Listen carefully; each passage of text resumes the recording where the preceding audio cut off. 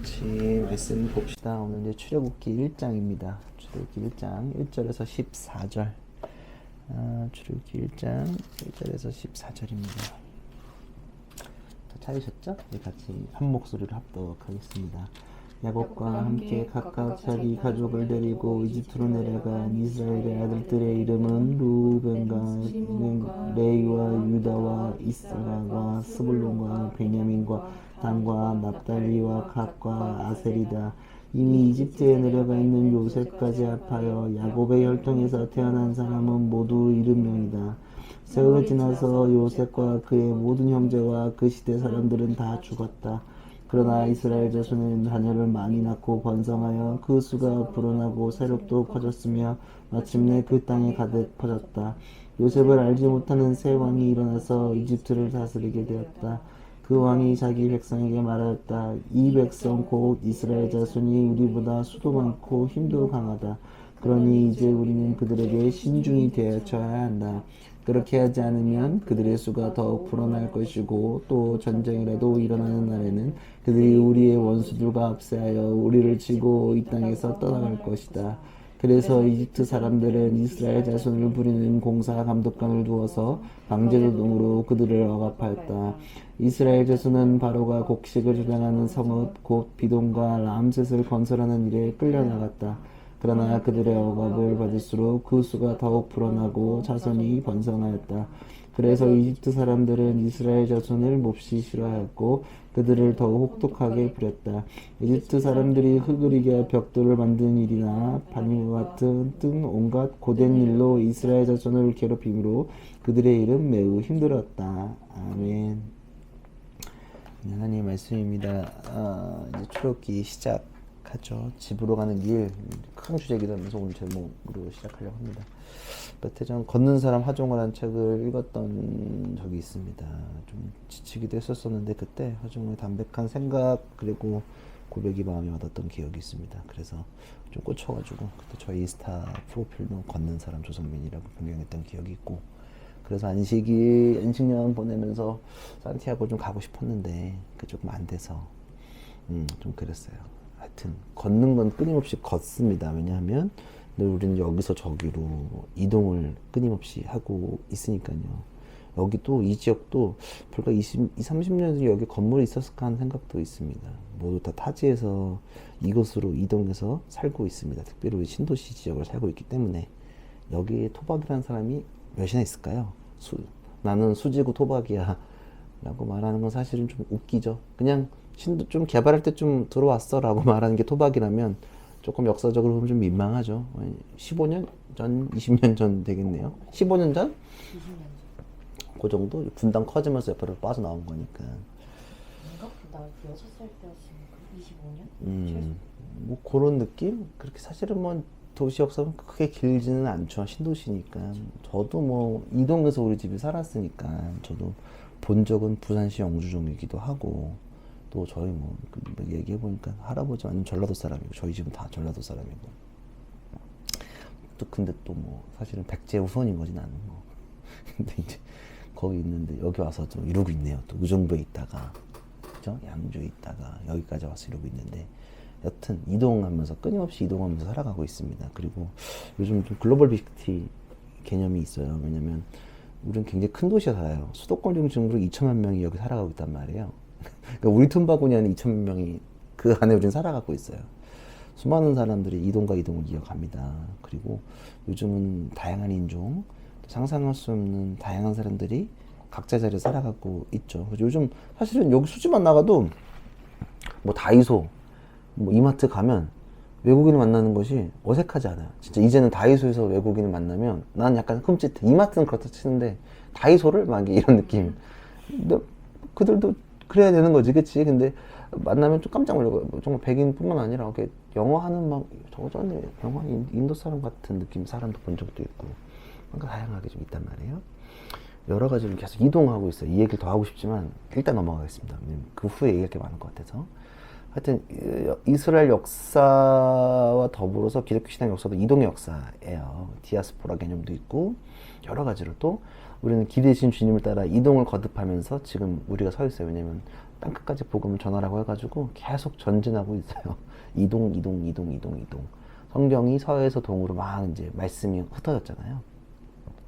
그리고 대표적인 성경 이동 사건의 상징적 사건이 출애굽 사건을 이제 맞이하려고 합니다. 이제 긴 호흡으로 될 것 같아요. 이제 1년을 꽉 채울지 안 채울지 모르겠는데 1년이 안 될 것 같아요. 1년 안 될 것 같은데 중간중간에 확 할 때도 있고 하여튼 뭐 긴 호흡을 한번 해보겠습니다. 자, 일단은 서론을 얘기했고 일단은 좀 정리를 해보면서 출애굽은 하나로 보기엔 좀 다소 요것만 딱 떼어보기엔 조금 다소 무리가 있는 게 출애굽기예요. 왜냐하면 성경은 몇 권으로 한번 복습을 해볼까요? 몇 권으로 구성되어져 있죠? 66권으로 돼 있고 또 이걸 두 개로 쪼개면 구약과 신약으로 쪼갤 수 있습니다. 그리고 숫자로 나누면 구약 30 5칸이 9, 그 다음에 뒤에 27. 그래서 외울 때 39, 27로 외우면 딱 좋습니다. 그래서 39권, 27권 이렇게 있고요. 그리고 구약의 처음 5권 우리는 뭐라고 부르죠? 제가 말씀을 드렸죠. 구약의 5권. 지금 출애굽기가 포함되어 있는 거. 모세 오경이라고 부릅니다. 모세 오경이라고 우리는 그리고 이제 이건 좀 기억하셔야 돼요. 계속 물어볼 겁니다. 이거는 막 모른다고 여러분들 멋쩍은 미소하시면 그때는 좀 혼나시는 거예요. 그리고 이제 멋있는 표현을 하면 이제 토라라고 해요. 모세오경은 개신교적 관점에서 보는 거고 우리 입장에서. 근데 사실은 원어에득이 보면 토라라고 부르는 것이 맞습니다. 유대인 사람들한테 토라라고 얘기하면 알아들어. 지금 애들은 이게 되게 중요한 거라서 외우거든 얘들은. 근데 토라라고 해야 되는데 모세오경 아세요? 그러면 걔들은 무슨 모세오경이야 말도 없는 말을 왜 만들어내? 라고 얘기합니다. 히브리적으로는 모세오경입니다. 그래서 요거를 출애굽기만 딱 떼면 그렇고 이 5개 같이 봐야 돼요. 그래서 창조가 창세기, 역사도 다 들어가 있고 그다음에 출애굽기 주제는 자유고 또 레위기엔 예배가 담겨져 있고 민수기, 신명, 율법 다 들어가 있어가지고 각 권이 연결되어져 있기도 하고 동시에 이렇게 뭐 시간 순서로 쫙 펼쳐지는 게 아니라 이렇게 레이어가 접쳐져 있어요. 이렇게 동시에 있고 하여튼 유기적으로 이 5권 연결되어져 있습니다. 이해되시죠? 그러니까 굉장히 5권을 하나로 붙는 게 한 흐름으로 보는 게 매우 중요하다라는 걸 말씀드립니다. 굉장히 그리고 중요합니다. 왜냐면은 요거를 모티베이션으로 모든 성경이 이어지기 때문입니다. 조금 이제 어려운 말을 한 가지만 더 하면 신구약 중간기라는 표현이 있어요. 이게 뭘까? 신구약 중간기. 그냥 문자적으로 보시면 신구약 중간기. 이렇게 왜 이렇게 적어놨을까 학자들이? 구약 끝나고 시작되기 전 뭐 그땐가? 맞아요. 그런 표현이 신구약 중간기. 이게 문제는 뭐냐면 말라기 딱 끝나고 예수님이 오실 때까지 기록이 300에서 400년 정도 기록이 멈췄어? 없어. 그때 그 얘기가. 성경으로 구분된 게 없어요. 그러니까 물론 역사는 진행됐지. 근데 막 성경으로 볼 수 있는 역사가 좀 없어요. 그러니까 그때는 침묵의 시기라고 얘기하기도 한데 하나님께서 그거는 신구약 중간기라고 얘기해요. 예수님 오시면. 근데 그것과 비슷하게 창세기 끝나고 출애굽기잖아요. 창세기 마지막 절 딱 끝나고 출애굽기 1장 1절과의 사이가 약 300에서 400년 가량이에요. 이때도 이게 지금 우리는 야곱과 함께 각각 이렇게 되는데 이 앞에 창세기 50장 26절과 이 출애굽기 1장 1절과 사이는 300에서 400년 사이. 그리고 자, 신구약 중간기가 끝나면서 등장한 사람이 누구? 등장한 인물이 신구약 중간기 끝나고 등장한 사람이 뭐예요? 누구예요? 누굴까? 너무 쉽지 않아? 신구약 중간기 끝나고 등장한 사람이 누구야? 신구약 중간기가 끝났다니까? 중간기가 끝나고 시작한 사람이 누구야? 쫄지 예수님이잖아. 뭐 어려. 등장한 인물이 누구야? 예수님이지. 뭐 그건 저자는 중요한 게 아니고 인물을 봐야지 우리는. 요셉이랑 마리아 이런 거 생각하면 요셉 마리아는 아니고 그다음에 여기서도 그 누굴까? 여기서 그러면 이 창세기랑 이 출애굽기 간극이 끝나면서 등장한 사람이 누굴까? 제일 중요한 사람이라고 얘기했고 아까도 몇 번 무슨 얘기했고 누가 썼다고 우리가 생각하죠? 모세가 등장을 합니다. 이 여백 이후에 등장하는 것이 예수와 모세입니다. 그러니까 토라는 성경과 이스라엘 전체의 중심이에요. 그러니까 이걸 모르면 몰라. 그래서 계속 왜 예수님이랑 비교되냐면 지금도 비교되죠. 살짝 비교되죠. 근데 계속 신약에서는 모세를 끄집어와. 모세가 이랬다더라. 그때 그건데 너 이거 예수 너 네가 맞냐? 계속 이거가 끊임없이 나와요. 그리고 사무엘서를 봐도 그렇고 선지서를 봐도 그렇고 반드시 토라를 인용하고 모세 이야기는 끊임없이 나와요. 그러니까 늘 이 이야기에 다 연장선에 있단 말이에요. 그러니까 이거를 모르면 사실은 신약을 이해하기가 좀 굉장히 어렵다. 그러니까 신약만 띡띡 보면 이게 좀 오해하기 쉬운 것들이 너무 많이 있어요. 이해 안 되는 것들이 많아요. 근데 이걸 알아야지만 신약이 좀 이해가 된다. 이해되시죠? 무슨 말씀인지 아시겠어요? 이런 걸 모르고 그냥 마태복음 보면 그냥 뭐 사주팔자 보는 거지 뭐. 예수님이 구할에 기도해야겠다. 무슨 말씀인지 아세요? 달파리가 계속 있네요. 뭐 튀어나온 거야. 하나가 이렇게 왔다 갔다 그러네. 하여튼 그렇게 된단 말이에요. 이해되세요? 예수님이 구할에 뭐 너 병 났는데 그게 아니라 예수님이 이 모세의 요 이스라엘의 정체성의 중심 요 흐름에 함께 있다는 게 중요하다는 것을 우리가 기억해야 합니다. 그러니까 이걸 알아야 이 토라를 알아야 성경 전체를 볼 수 있는 눈이 생긴다는 거죠. 이거를 늘 인용하기 때문이에요. 이게 베이스가 되기 때문에. 그래서 중요한 건 뭐냐면 이제 시간과 시간 사이를 잘 읽어야 돼요. 지금 창세기 1장 마지막 장과 출애굽기 2장의 사이가 있죠. 그리고 자간과 자간 사이에 시간이 있고요. 행간과 행간 사이에 시간이 있습니다. 그 여백을 우리가 잘 읽어가야 합니다. 그래야 성경을 더 많이 잘 볼 수 있어요. 이해되시죠? 예수님의 말씀도 마찬가지예요. 늘 우리 요나서를 봐도 생략된 것들이 많이 있기 때문입니다. 그거를 볼 수 있는 눈들을 키워야 된다. 잠깐 서론 얘기해서 그만큼 이 토라 또 이 창세기 출애굽기가 너무 중요하다. 이걸 말씀드리는 겁니다. 이거를 잘 알아야 여러분들이 잘 이해할 수 있어요. 자, 이제 본문 들어가면 1절에서 5절 보면 야곱과 함께 각각 자기 가족을 데리고 이집트로 내려간 이스라엘 아들들의 이름은 루벤과 시몬과 레이와 유다와 이스라엘과 스불론과 베냐민과 단과 나팔리와 갓과 아셀이다. 이미 이집트에 내려가 있는 요셉같이 합하여 야곱의 혈통에서 태어난 사람은 모두 70명이다. 야곱의 아들들이 열거돼요. 그리고 그들이 가족과 함께 이집트로 간 이야기를 합니다. 이게 뭘까? 잘 알겠지만 한번 창세기부터 봐야겠어요. 근데 큰 스토리 말고 이 사람의 순서대로 등장한 순서대로 보면 한번 봅시다. 이건 좀 기억했으면 좋겠어요. 내가 계속 물어볼 거예요. 자, 창세기 처음에 등장한 사람이 누구죠? 여러분들 아는 거 하면 이거 정리해 주는 거예요. 처음에 누구죠? 아담과 하와, 이브죠. 그 다음 등장한 사람이 남자 둘이 있어요. 가인과 아벨이에요. 요 다음에 등장한 사람이 누구예요? 오, 잘 맞추고 있어요. 그 다음에 누구지? 이제 그 다음에 야곱이랑 아니죠. 가인과 아벨이 강력한 사람이 하나 있죠. 노아? 노아가 나와야죠. 예. 그 다음에 좀 몇 개 뺐지만 그 다음에 등장한 사람이 되게 중요한 사람인데 제일 중요한, 성경에서 진짜 찐으로 중요한 사람. 노아 다음에 등장하는 사람. 아브라함이 등장합니다. 그 다음에 아브라함의 아들이 2명이 있어요. 이삭과 이스마엘이 있어요. 근데 이삭이 여기 역사적 흐름이 있는데 이삭이 사랑하는 아내의 와이프라서 첩이 아닌 아들에서 이제 이스라엘 사람들 이삭이 장자다. 근데 이슬람 사람들은 아니다. 먼저 아이 나온 사람 이스마엘이 장자다. 그래서 여기서 쪼개졌죠. 그래서 이스마엘을 보통 이슬람 사람들이라고 얘기합니다. 자, 그래서 이삭이 이제 아들을 낳았어요. 누굴 낳았죠?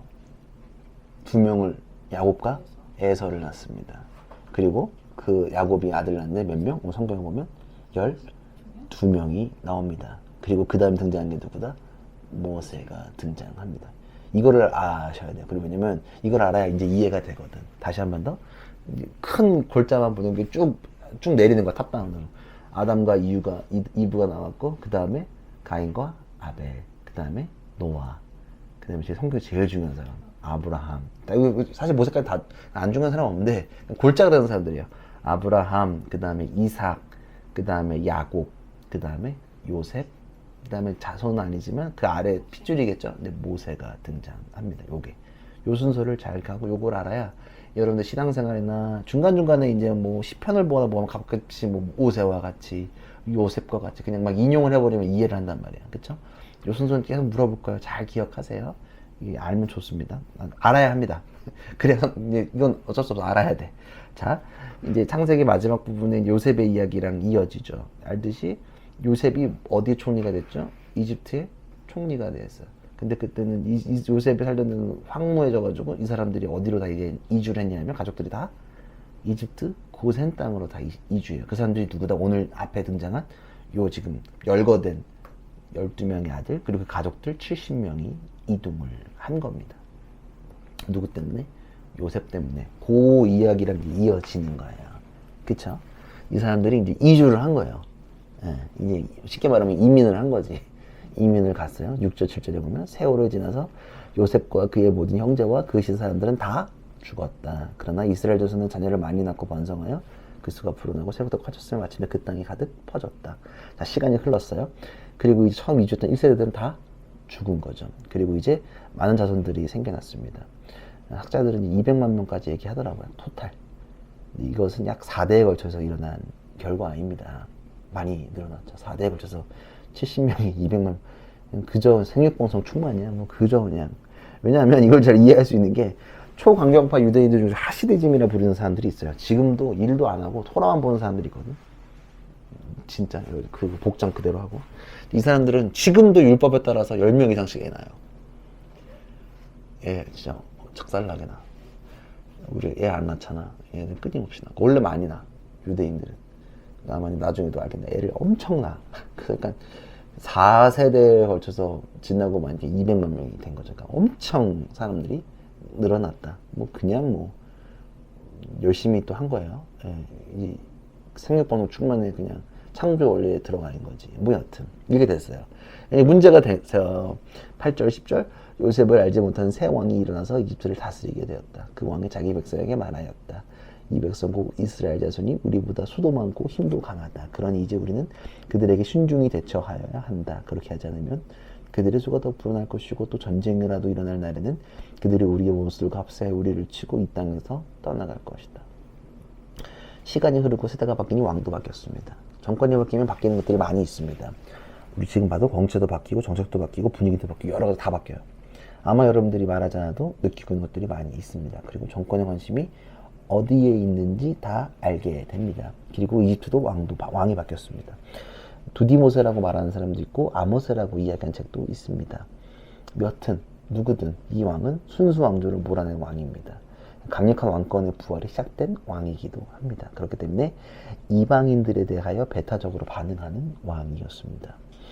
우리도 출산율 저하로 인해서 외국인들의 노동력을 필요로 합니다. 그러나 그들이 너무 많이 들어오는 것은 별로 환영하지 않습니다. 그들이 문화적 격차로 나오는 문제들이 많이 있기 때문입니다. 그에 대한 영화도 많이 있고요. 문제들도 우리 여전히 경험하고 있습니다. 그리고 이민의 왕국이라고 부르는 미국에서도 여전히 이루어지고 있습니다. 인종차별 지금도 이루어지고 있고 아직도 갈등이 봉합되지 않고 있습니다. 최근에 일본 한국 학교에 괴한이 들었다고 하죠. 한국인 죽이겠다고 여전히. 그리고 우리나라는 난민 문제가 좀 없긴 하지만 사실은 유럽과 그 지역, 중동 이전의 지역은 난민들도 많이 있고요. 이제 우크라이나 문제도 여러 가지로 이어질 겁니다. 우리나라는 이주민 문제 자유롭지 않다는 게 아니라 우리는 북한의 난민들 받기 때문에 우리나라가 그 부분 조금 외국인한테 페널티가 좀 받는데 북한 사람들도 계속 난민들이 좀 우리나라로 들어오고 있는 거죠. 근데 여전히 문제는 이루어지고 있어. 북한 사람들 들어오는 거 좋긴 좋은데 간첩 문제도 있고 여러 가지 문제가 있고 좀 그렇죠. 예.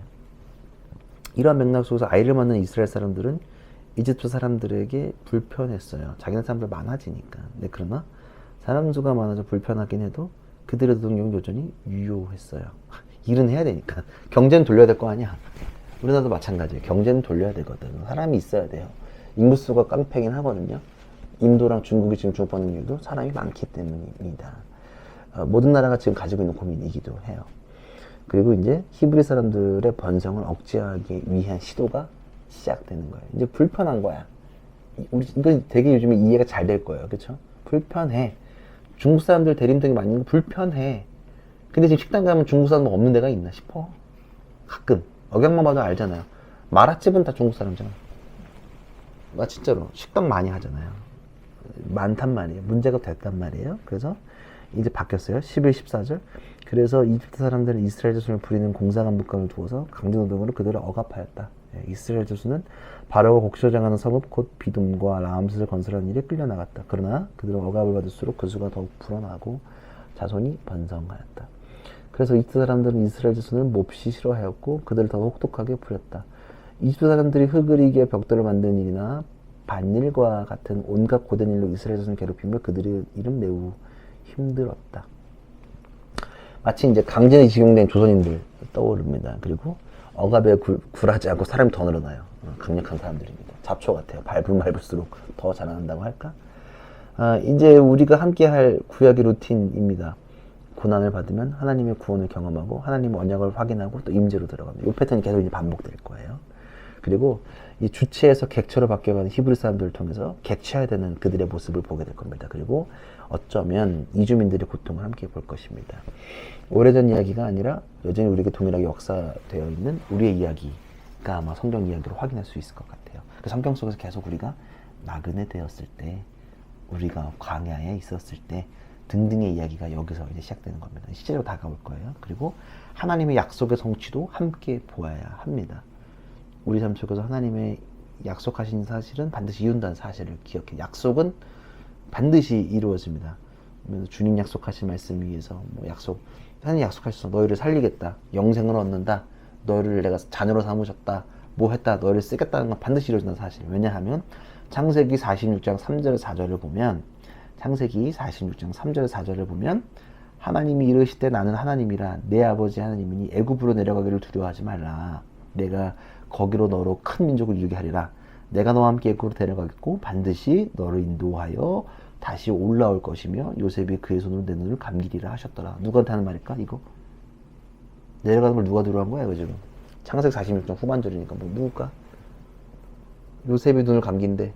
그럼 누구? 말씀을 볼 수 있는 힘이 생겨. 누굴까요? 이렇게 보면 말씀이 몇 절이라고요? 창세기 46장 3절에 4절. 요셉이 너의 눈을 감기겠대. 요셉이 감기겠대. 야곱이겠죠. 어렵지 않아요, 여러분들. 잘 생각해 보세요. 야곱이겠죠. 야곱한테 약속하셨어요. 너를 큰 민족을 이루게 하리라. 근데 야곱한테 왜 했냐? 사실은 또 윗선대한테 또 했어. 누구한테 했을까? 아브라함한테 했단 말이야. 방금 말한 대로 내가 너희를 하늘과 같이 별과 같이 민족을 이루겠다고 약속하신 것들 반드시 이루신다. 큰 민족을 이루겠다고 주님 약속, 함께 하신다는 약속을, 여전히 유효한 그 약속을 확인할 수 있는 거예요. 그러니까 성경은 늘 약속해요. 주님은 약속해. 내가 너를 반드시 살리겠다. 너를 이제 그만 죽이겠다. 노아 때도 언약했잖아. 이제 물론은 심판 안 하겠다. 약속해요. 주님도 약속하셔. 내가 다시 돌아오겠다. 예? 내가 나를 믿으면 너희가 영생을 얻는다. 반드시 약속을 하십니다. 성경 속에서. 그러니까 여러분들도 이 출애굽을 통해서 약속하신 것들 성취를 보면 돼요. 그리고 동일하게 나의 삶에도 주님께서 약속하신 것들을 이루어 가신다는 것들을 여러분들이 기억했으면 좋겠습니다. 자, 이방인, 이제 우리 키워드들 출애굽을 통해서 이방인, 주인, 노예, 민족, 약속을 함께 하시는 것입니다. 자, 그리고 이 글을 처음 읽는 사람들은 누굴까? 이 토라의 출애굽기 부분을 제일 먼저 읽는 사람들이 누굴까? 우리 말고 누가 제일 먼저 읽었을까? 이거를 독자들이 누굴까? 이스라엘 사람들. 그 사람들한테 말하는 건 뭘까? 너희들은 노예가 아니야 라는 걸 강조하고 싶어서 기록이었단 말이야. 너희들 노예 아니야. 노예 아니야. 너희들은 노예 아니야 라는 걸 이야기하고 싶은 거예요. 자, 이제 상상해 보기를 원하는 게 있어요. 저는 많은 여행을 하지만 늘 집에 가고 싶어요, 솔직히. 한국 어디를 가도 빨리 그냥 수지 왔으면 좋겠어, 솔직히. 외국 나갔어도 그냥 빨리 한국 갔으면 좋겠어. 그냥 왠지 모르겠어. 다 좋은데 그냥 한국 빨리 가고 싶어. 그래서 긴 여행 마치고 인천공에 내리면 피곤하고 어렵긴 하지만 안정감, 안도, 기쁨을 경험해요. 그죠? 딱 인천공에 딱 내려서 그 파란 색깔, 들어올 때 푸른 색깔인가? 약간 컬러가 톤이, 그치? 블루톤 아닌가? 그치? 블루톤에 우리나라 들어올 때 일부러 이제 카펫을 깔아놓거든. 그 소리, 그 여러 가지 이유가 있는데, 하여튼 뭐 이렇게 딱 오면 좋아. 한국 냄새 나고, 그 한국말 써있고, 간판이 다 파란색이구나. 그죠? 그게 너무 좋잖아. 왜냐하면 한국이 좋든 싫든 나의 집이 있고, 나의 나라고, 나의 흔적이 있는 곳이기 때문에 한국이 좋단 말이에요. 자, 이제 이스라엘 사람들은 집으로 다시 가는 여정이 시작되는 거예요. 수많은 여정이 이제 시작됩니다. 집으로 가는 거예요. 예, 이제 가자. 이주민의 세상을 끝내고 이제 다시 돌아가자는 여정이 시작됩니다. 핍박받는 거에서 민족으로서 돌아가자. 200만 명이 이동하는 엄청난 스케일의 일들이 일어나기 시작합니다. 이 독자는 아까 말했듯이 처음에는 이스라엘 사람들이 읽었겠지만 지금 우리에는 수많은 이방인들이 이 책을 함께 봤으면 좋겠고, 그리고 아직도 이 땅에 적응하지 못하는 수많은 한국의 이방인들, 그리고 계층을 넘지 못하는 이방인들, 성벽의 담을 넘지 못하는 이방인들, 세대가 갈라진 이방인들, 어쩌면 우리 모두가 이방인들인데, 그리고 수지에 새롭게 이주한 우리들, 분당에 이주한 우리들, 그리고 우리도 어쩌면 딴 데로 이주할 수도 있는 사람들, 여전히 이동하는 이방인들의 삶을 살아가는 우리, 그리고 이 땅에 잠시 살다가 영원한 본향의 그 주님의 집으로 돌아가야 하는 우리 이방인들의 삶의 이야기를 같이 좀 나눠봤으면 좋겠습니다. 여전히 집을 떠나서 이방인의 삶, 개체적 삶을 살고 있는 나, 하나님의 집을 떠나서 있는 내가, 우리 헤매있는 내가 타인들과 함께 집으로 가는 여정이 잘 시작됐으면 좋겠습니다. 중요한 건 뭐냐면 이방인들의 마음으로 잘 봤으면 좋겠다. 그리고 우리가 기억해야 되는, 하나님께서 약속을 하신 것은 반드시 이루신다 라는 그 이야기의 포인트를 잡고 잘 갔으면 좋겠어요. 오늘 말씀도 마찬가지입니다. 1장 14절까지는 네, 하나님 너희들이 잊지 않았다. 그리고 너희들은 노예 아니고 이제 주체적 삶을 점환이 시작됨을 예고하고 있습니다. 우린 노예 아닙니다. 그리고 회사에서 여러분들 노예처럼 생각해도 절대 노예 아닙니다. 아니라고 하지만 그렇게 생각하는 사람들이 너무너무도 많이 있습니다. 절대 노예 아닙니다. 그리고 누구나 난 이방인이 아니야 라가 아니라 누구나 이방인이 될 수 있다. 그렇기 때문에 우리는 늘 환대해야 한다는 사실. 그리고 조금 더 덧붙여서 영적인 이방인들, 영적인 이주민들이 많이 태어나고 있는 지금 이때 어쩌면 이 출애굽기가 그들에게 좋은 지표가 됐으면 좋겠다. 그리고 우리한테도 마찬가지로 그런 것들을 꿈꾸며 나아가는 이 출애굽기, 집으로 가는 길 시리즈가 되기를 기도합니다.